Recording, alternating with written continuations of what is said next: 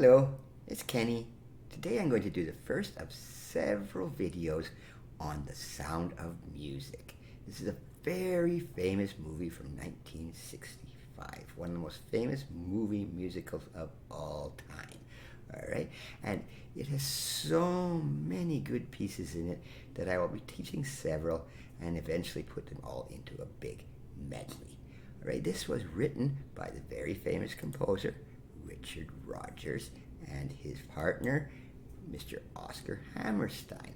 And it was quite common in those days for a composer and a lyricist to work together. Just like maybe you might have heard of Gilbert and Sullivan that wrote some light operas in the past. And many pop artists do that too. Many pop composers, they will have a lyricist do the lyrics and a composer do the actual music.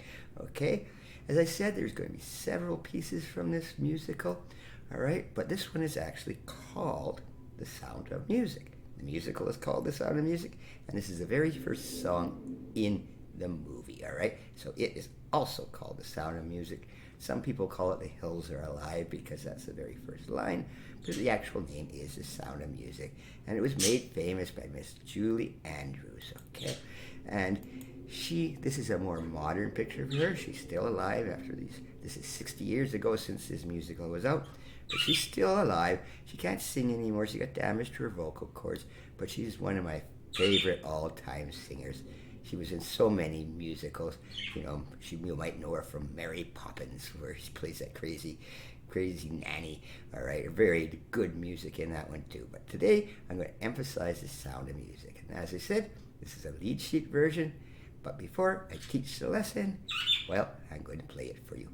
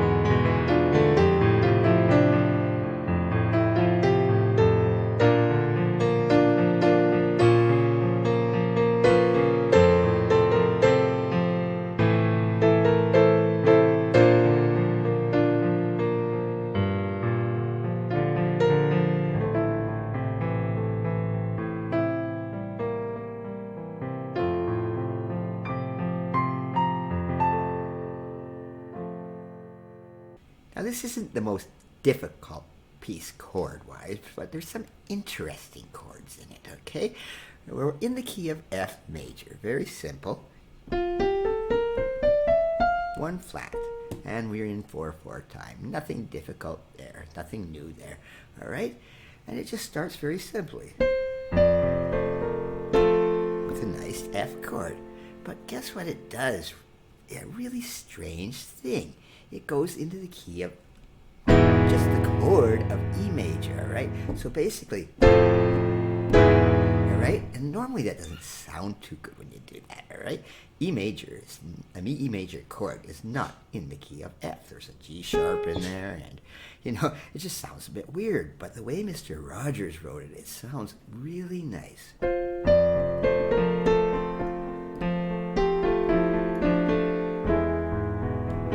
Kind of mystical. And then back to F. B flat there, and then C7s. Those are all in F major.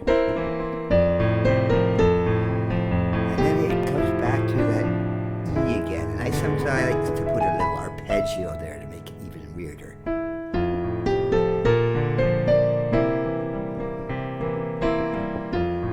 And that's the first section there, so nothing too difficult other than going from that F chord to the E chord. Now this next section goes into a B flat chord, but then it moves to a B flat diminished and back to F, alright? Now the B flat diminished is not that strange a chord. It's B flat, C sharp, E and G. If you listen to my lessons on diminished chords, you'll be able to figure that out pretty easy, but it's another nice sounding transition Mr. Rogers has put in there.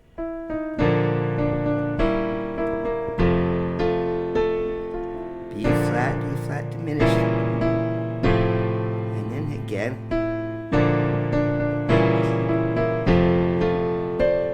and then he changes it, G7, and B flat, and it just keeps repeating that completely over and over again, and then no, it changes it, D minor.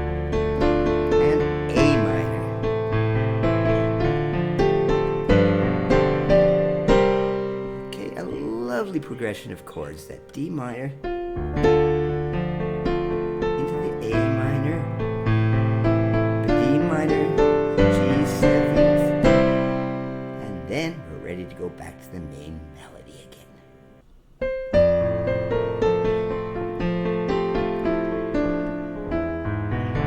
Then back to that E major chord. Now it changes to end it up. There's a B minor then, and that weird sound here. It's a ghastly sound, but it sounds really bad because you've got a B flat and then a B natural with it too, alright? But it doesn't sound bad when it's a transitional note. It's part of the melody, it's not part of the chords, alright?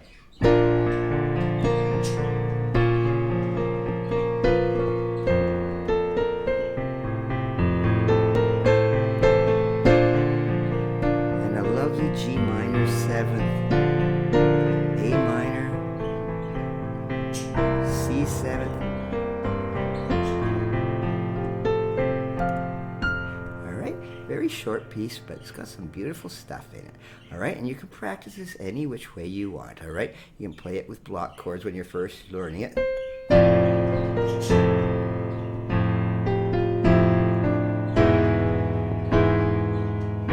No harm in doing it. Broken chords.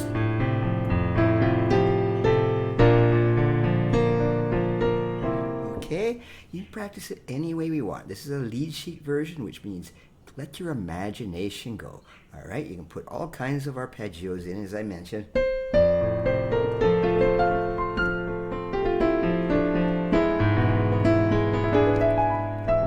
Okay, all your technical lessons can come in handy when you're doing these lead sheet versions. Just make up your own version of it, all right?